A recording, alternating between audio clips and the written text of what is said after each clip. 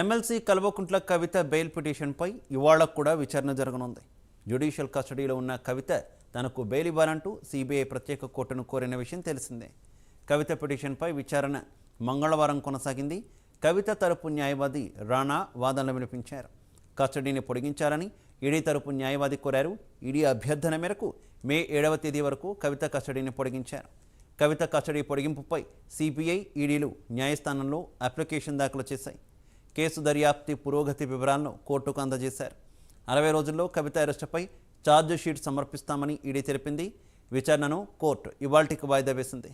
మధ్యాహ్నం 2 గంటలకు వాదనలు జరగనున్నాయి.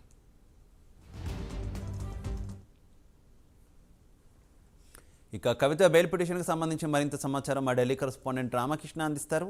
రామకృష్ణ, ఇక ఈ కవిత బెయిల్ పిటిషన్ పై ఈరోజు వాదనలు కూడా కొనసాగుతున్నాయి. మరి నేడు కవిత బెయిల్ పై స్పెషల్ రోజు కోర్టులో వాదన వినిపిస్తుంది. కవిత లాయర్స్ కవితకు బెయిల్ ఇవ్వద్దని నిన్న వాదన వినిపించింది. ఈడీ జాతీయ దర్యాప్తు సంస్థ, దేశంలో ఈడీకి పరిమితులు ఉండవు, అలాగే సరిహద్దులు ఉండవని చెప్పేసి పేర్కొంది. పిఎంఎల్ఏకు ప్రత్యేక చట్టం ఉంది. నగదు లావాదేవీలు కుట్ర ఈ 2 అంశాలు కూడా లెక్కర్ కేసుకు వర్తిస్తాయని ఈడీ పేర్కొంది. ఈడీ చాలా స్ట్రాంగ్ గా తన వాదన రోజు కోర్టులో కవిత పాత్రపై లిక్కర్ స్కామ్ కుట్రపై ఆధారాలు ఉన్నాయని ఈడీ స్పష్టం చేసింది. కోర్టు కవితకు అనుకూలంగా ఎలాంటి ఉత్తర్వులు ఇవ్వలేదని కోర్టు దృష్టికి తీసుకొచ్చింది. మరి కవితను చట్టానికి లోబడి అరెస్ట్ చేసాం, రూల్స్ ఫాలో అయ్యాం. అలాగే మాగుంట రాఘవ, బుచ్చిబాబు చేతుల వాంగ్మూలం తర్వాతే కవితను అరెస్ట్ చేశామని ఈడీ పేర్కొంది. ఇక అరుణ్ పిల్లై కవితకు ఢిల్లీ లిక్కర్ స్కామ్ లో బినామీగా వ్యవహరించారని చెప్పేసి పేర్కొన్నారు. ఇండో స్పిరిట్ లో కవితకు 32.5% వాటా ఉందని చెప్పారు. ఇక లిక్కర్ కేసులో కవిత పాత్రపై అరుణ్ పిల్లై స్టేట్మెంట్ కూడా ఇచ్చిన విషయాన్ని గుర్తు చేశారు. దినేష్ అరోరా 100 కోట్ల వ్యవహారంపై విచారణ సందర్భంగా పలు విషయాలు చెప్పారని కోర్టు దృష్టికి తీసుకొచ్చింది ఎన్ఫోర్స్మెంట్ డైరెక్టరేట్.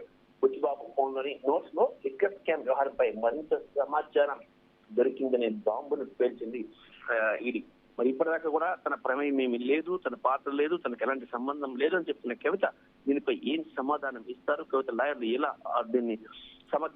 ఎలా దీన్ని ఎదుర్కొంటారనేది చూడాలి. ఈ రోజు మధ్యాహ్నం 2 గంటలకు కవిత లాయర్లు అభిషేక్ మను సింఘ్వి, విక్రమ్ చౌదరి, మోహిత్ రావు, అలాగే నితీష్ రాణా ఈ నలుగురు కూడా ఈ రోజు రోజు స్పెషల్ కోర్టులో కవిత తరపున వాదనలు వినిపిస్తున్నారు. కవిత ఇంకా ఈ వాదనలకి ఎలాంటి వాదనలు వినిపిస్తారు, ఈ వాదనలకి కోర్టు కన్విన్స్ అవుతుందా, CBI special court judge Kaveri Baweja ఎలాంటి డెసిషన్ తీసుకుంటారు?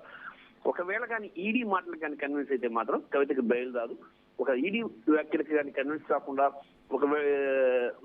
కవిత లాయర్ల వ్యాఖ్యలకు కన్విన్స్ అయితే మాత్రం డెఫినెట్ గా కవితకు బెయిల్ దొరికే అవకాశం అయితే వస్తుంది. అయితే తన అనారోగ్య రీత్యా తనకు బెయిల్ మంజూరు చేయాలని కూడా కవిత తన పిటిషన్ లో పేర్కొన్నారు. మరి దీనికి సంబంధించి ఏం చేస్తారని కూడా చూడాలి. ఎందుకంటే అనారోగ్యత కారణంతో ఢిల్లీ ముఖ్యమంత్రికి బెయిల్ ఇవ్వలేదు. అలాంటప్పుడు కవితకు బెయిల్ ఇస్తారా అనేది కూడా ఒక ప్రశ్న తలెత్తుతుంది. Right Ramakrishna, thank you.